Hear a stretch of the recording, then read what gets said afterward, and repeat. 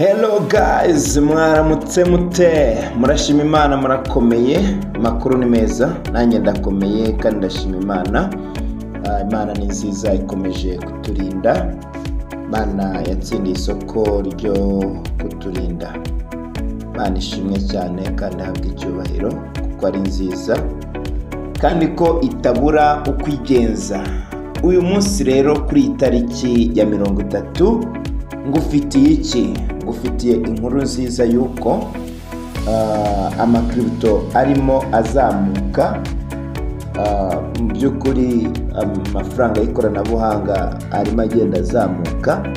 Yazamutse cyane cyane muri kiriya gihe Trump yatsindaga ku itariki ya 6 z'ukwa 11 bagitangaza amajwi ko yatsinze Kamala Harris. Amakripto yahise azamuka cyane. Rero uyu munsi tugiye kureba ku mpamvu amakripto agenda azamuka, kandi tunarebe icyo byaba bishatse kuvuga kuri Pi Network, ku bantu bacukura Pi Network icyo bisobanuye.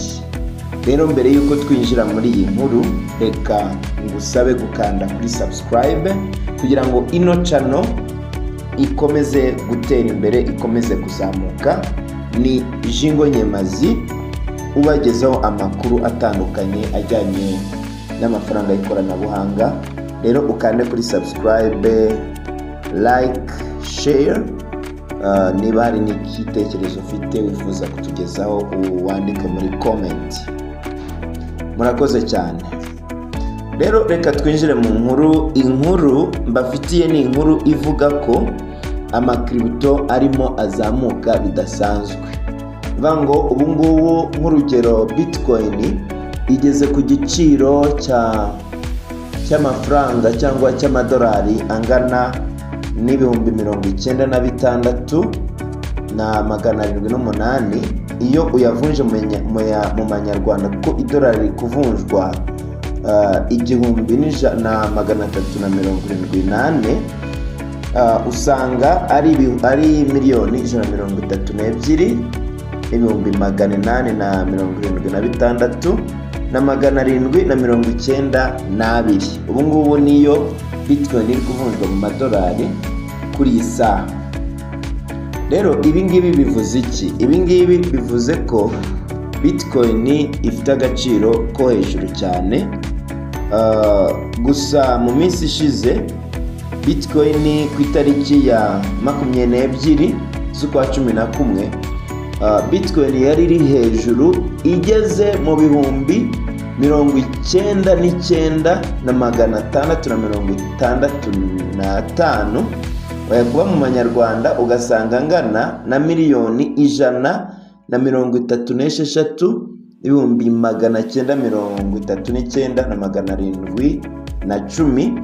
Aya ni amafaranga menshi, ni cyo giciro Bitcoin yagezeho kuva yabaho, cyo hejuru cyane. Rero murumva ko Bitcoin yazamutse cyane. Rero ibi byabaye mu gihe Trump yatsindiraga iyi manda agiye kuzayobora, agiye kuzarahirira kuri 20 z'ukwa mbere. Mu by'ukuri Trump atari yatorwa cyangwa batari bamenya ko agiye gutsinda, mu by'ukuri Bitcoin n'andi mafaranga muri rusange yari ikiri ku bihumbi 69 by'amadolari, bingana n'ibihumbi 94,806,806. Urumva niho yari iri. Za BNB nazo zari ziri ku giciro cyo hasi, ndetse na za Ethereum.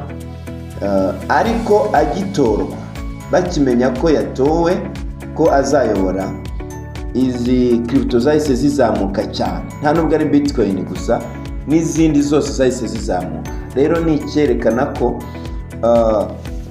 ari ikintu gikomeye. Ni ukubera ko Trump yemera ano mafaranga y'ikoranabuhanga, zino kripto arazemera. By'ukuri rero icyo bivuze ni iki? Bivuze ko abantu babonye Trump atsinze bahita bumva ko crypto zigiye kujya zikenerwa, zigiye kujya zikoreshwa. Rero abantu bahita bajya mu isoko ry'aya mafaranga barazigura, hanyuma rero uko ifaranga rikenerwa niko rizamura agaciro. Rero na zino crypto zahise zizamuka ziratumbagira bikomeye cyane. Vango Trump ubundi umuntu ashatse yamwita papa crypto cyangwa papa cryptocurrency. Nuvango yemera aya mafaranga y'ikoranabuhanga. Rero kuba yemera rero nibyo byatumye ahita azamuka cyane. Ngira ngo murabizi ubu ngubu idolari riri kuvunjwa amafaranga angana n'1,378 kugeza ubu ngubu. Rero aya mafaranga yagiye akomeza kuzamuka. Rero ibi bintu ni ibintu bikomeye cyane, kandi mu by'ukuri aya mafaranga y'ikoranabuhanga ari ku isoko nk'uko tuyavuga, nubwo ari hejuru gutyo arimo agenda azamuka, ariko hari inenge afite, hari ibyo adashoboye, hari ibyo atageraho. Niyo mpamvu rero Dr. Nicolas Kokaris yashinze umushinga wa Pi Network. Pi Network niyo nkunda kuvugaho hano kuri no channel yanjye. Rero iyo Pi yarayitondeye, ayikorera ibintu byose bishoboka, mbese ayubaka igihe kirekire. Rero ndetse yanga gushyiraho igiciro, yanga kuba yakwifuansa kino giciro, ahubwo bamubaza igiciro Pi imwe izaba ihagaze, agahita avuga ati igiciro cya Pi imwe kingana nuko ba nyiri Pi bacyemera cyangwa bagishyiraho. Vango abapiyoniye bano bantu bacukura Pi nibo bashyiraho kino giciro.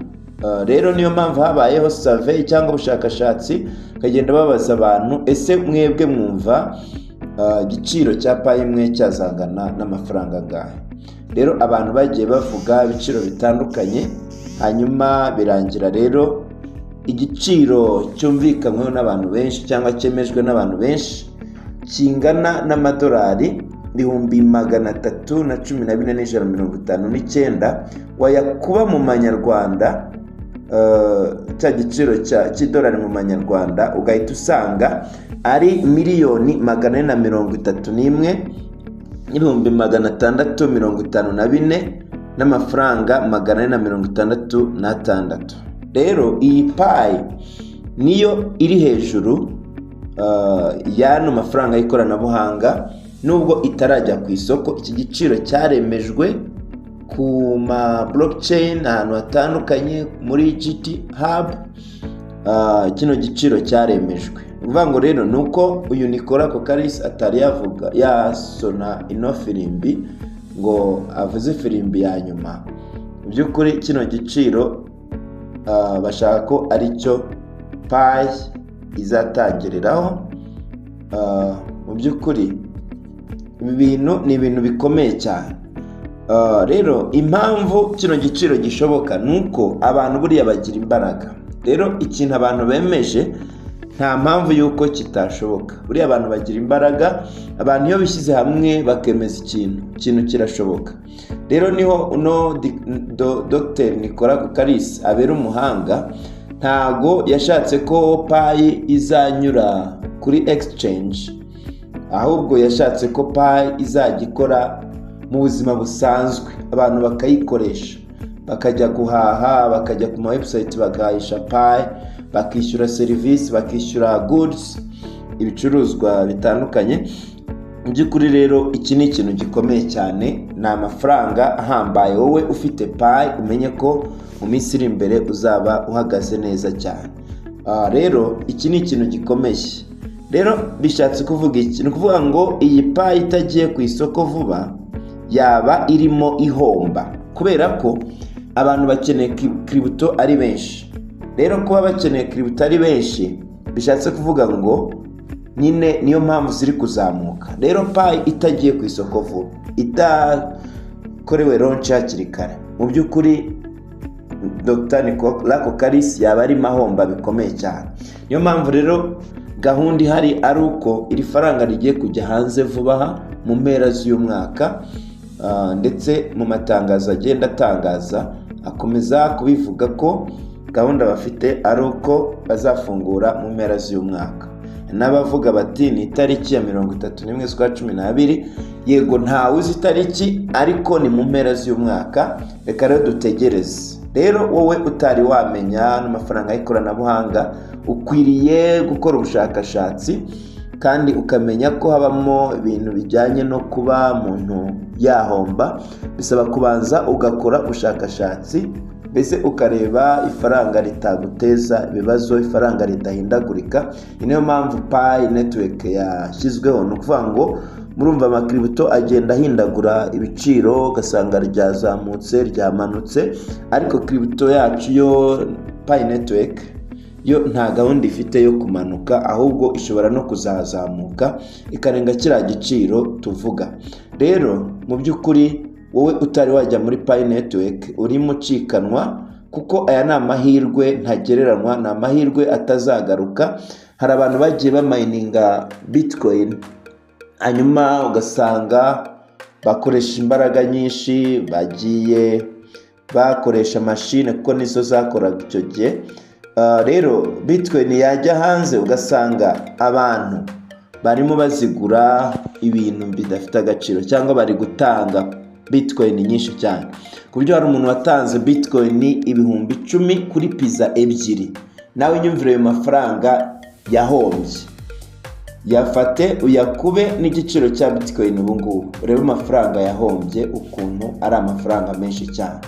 Rero mu by'ukuri Pi Network ntiducike, kuko ni wo mushinga uruta iyindi. Ni umushinga wizwe, ni umushinga wateguwe, ni umushinga ufite imbaraga zikomeye cyane.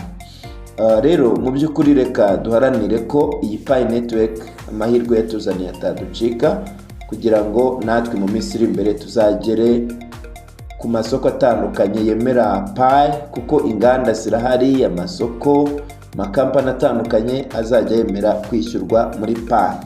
Rero nabasaba ko mwakomeza gushyiramo agatege, abantu mwamenye no Pi Network mugakora ibisabwa. Niba baraguhaye KYC ukayikora, niba baragusabye ko uverify account yawe ukabikora, ndetse ugakora n'ibindi byose usabwa. Rero ntabwo twavuga byinshi, reka dusoreze aha. Niyo makuru nari mfite, tuzakomeza n'ubutaha dukomeze tuvuge byinshi bitandukanye bijyanye n'amafaranga y'ikoranabuhanga. Rero utari wakora subscribe ndagusaba kuyikora, kuko iki ni cyo gihe kugira ngo ubutaha utazabura aya makuru, utazabura amakuru ari gutambuka ku mbuga zitandukanye. Murakoze rero, Imana ibamugisha. Uyu yari Jingo Nyemazi.